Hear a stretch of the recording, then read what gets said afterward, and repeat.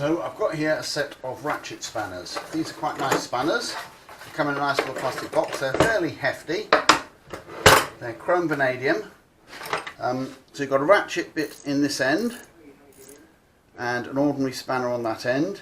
8mm, 9mm, 10, 11, 12, 13, 14, 15, 16. Up to 9 ones go in this bit of the lid, and even ones go in the bottom. I have discovered incidentally that these don't seem to actually stay in place if you try and push them in. The box is largely for sales display use rather than for keeping them in.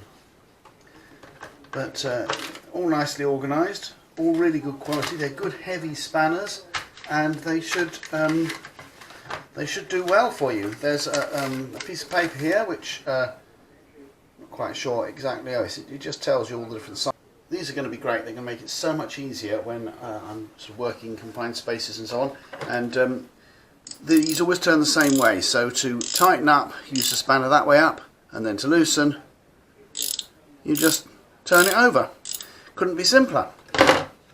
So to tighten up, I just put the spanner on that way up, and obviously when I go back it ratchets. And to loosen,